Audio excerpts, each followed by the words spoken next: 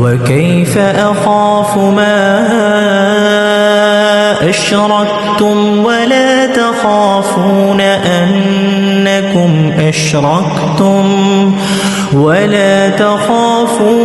أنكم أشركتم بالله ما لم ينزل به عليكم سلطانا فأي الفريقين أحق بالأمن إن كنتم تعلمون۔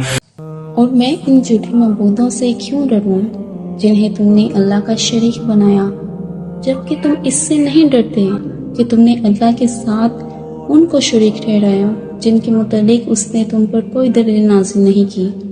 تو بتاؤ دونوں گروہوں میں سے کون زیادہ حقدار ہے امن کا اگر تم جانتے ہو۔ اس آیت میں حضرت ابراہیم علیہ السلام اپنی قوم کو توحید کا پیغام دیتے ہوئے ان کے شرک پر سخت گرفت کرتے ہیں۔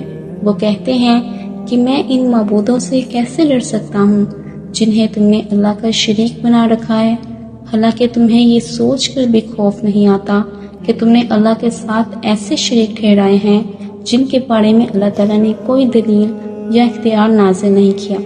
گویا تم نے اللہ کے حق میں کھلی زیادتی کی ہے، پھر بھی مطمئن ہو اور مجھے ڈرانا چاہتے ہو کہ میں تمہارے جھوٹے معبودوں کا انکار نہ کروں۔ حضرت ابراہیم علیہ السلام نہایت حکمت سے یہ بات سمجھا رہے ہیں کہ اصل امن اور اطمینان اس شخص کو حاصل ہوتا ہے جو صرف ایک اللہ پر ایمان رکھتا ہے، نہ کہ وہ جو غیر اللہ کو پکار کر اپنے عمل سے خود کو خطرے میں ڈالتا ہے۔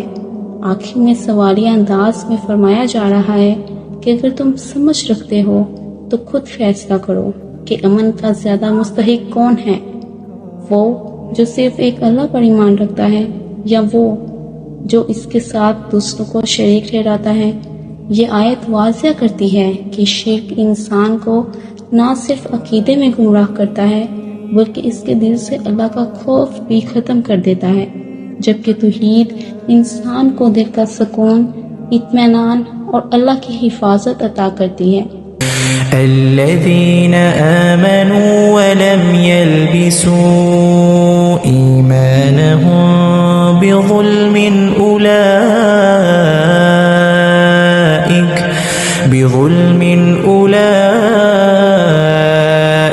لهم الأمن وهم مهتدون۔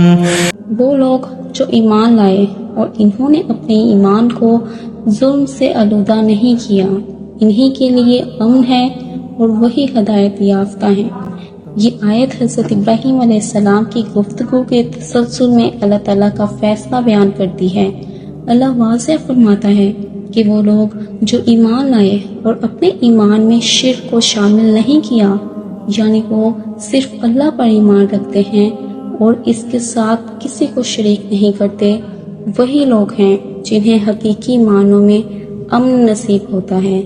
یہاں ظلم سے مراد شرک ہے، جیسا کہ نبی کریم صلی اللہ علیہ وآلہ وسلم نے بھی ایک حدیث میں وضاحت فرمائی کہ سب سے بڑا ظلم شرک ہے۔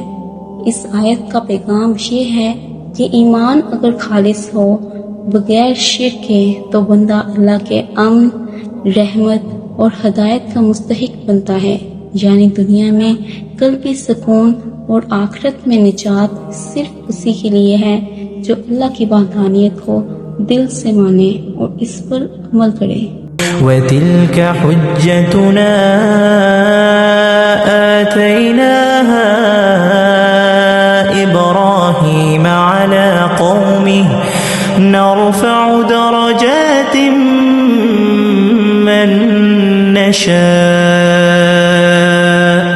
إِنَّ ربك حكيم عليم.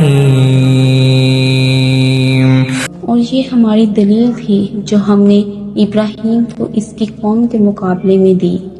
ہم جس کو چاہتے ہیں درجوں میں بلند کر دیتے ہیں. بے شک آپ کا رب حکمت والا جاننے والا ہے.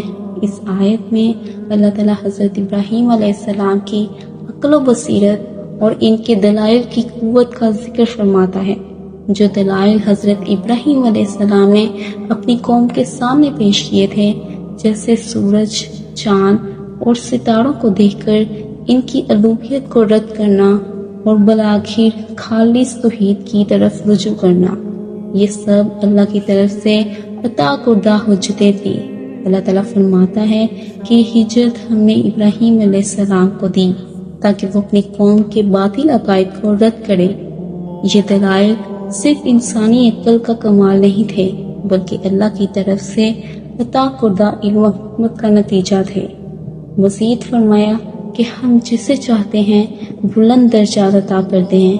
یہ اللہ کی معیشت اور حکمت کے مطابق ہوتا ہے اور ابراہیم علیہ السلام ان بلند مراتب کے مستحق ٹھہرے. آخر میں فرمایا کہ تیرا رب یقیناً حکمت والا اور سب کچھ جاننے والا ہے، یعنی وہی جانتا ہے کہ کس کو کب، کیا اور کتنا بلند کرنا ہے. یہ آیت بتاتی ہے کہ سچی توحید پر قائم رہنے والے، خالص نیت کے ساتھ اللہ کی طرف دعوت دینے والے بندے اللہ کے ہاں خاص مقام پاتے ہیں. وَوَهَبْنَا لَهُ إِسْحَاقَ وَيَعْقُوبَ كُلًّا هَدَيْنَا وَنُوحًا هَدَيْنَا مِن قَبْلُ وَمِن ذُرِّيَّتِهِ دَاوُودَ وَسُلَيْمَانَ وَأَيُّوبَ وَيُوسُفَ وَمُوسَى وَهَارُونَ وَكَذَلِكَ نَجْزِي الْمُحْسِنِينَ. اور ہم نے اسے ابراہیم کو اسحاق اور یعقوب عطا کیے، اور ہم نے سب کو ہدایت دی اور نوح کو بھی پہلے ہدایت دی تھی، اور اس کی نسل میں داؤد، سلیمان، ایوب، یوسف، موسیٰ اور ہارون کو ہدایت دی، اور ہم نیکی کرنے والوں کو ایسے ہی جزا دیتے ہیں. اس آیت میں اللہ تعالیٰ حضرت ابراہیم علیہ السلام پر اپنے انعامات کا ذکر فرما رہا ہے. اللہ تعالیٰ فرماتا ہے کہ ہم نے حضرت ابراہیم علیہ السلام کو ان کے بیٹے اسحاق اور پوتے یعقوب عطا کیے اور سب کو ہدایت سے نوازا، یعنی وہ سب اللہ کے برگزیدہ اور نبی بنائے گئے.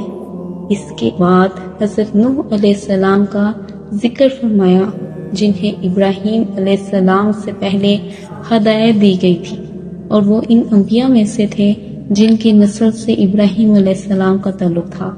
پھر حضرت ابراہیم علیہ السلام کی نسل میں سے چند عظیم پیغمبروں کا ذکر کیا گیا: داؤد، سلیمان، ایوب، یوسف، موسیٰ اور ہارون. یہ سب حضرت ابراہیم کی نسل سے تھے، اور اللہ نے ان سب کو نبوت اور ہدایت عطا کی. آخر میں اللہ تعالیٰ فرماتا ہے، اور ہم محسنین کو ایسی ہی جزا دیتے ہیں، یعنی جو نیک عمل کرتے ہیں اللہ تعالیٰ انہیں دنیا اور آخرت میں عزت، مقام اور رہنمائی عطا فرماتا ہے. وَزَكَرِيَّا وَيَحْيَا وَعِيسَى وَإِلْيَاسَ كُلٌّ مِّنَ الصَّالِحِينَ. اور ہم نے ہدایت دی زکریا، یحییٰ، عیسیٰ اور الیاس کو، یہ سب نیک لوگوں میں سے تھے. اس آیت میں اللہ تعالیٰ مزید انبیاء کا ذکر فرماتا ہے جو حضرت ابراہیم علیہ السلام کی نسل یا سلسلہ نبوت سے تعلق رکھتے تھے.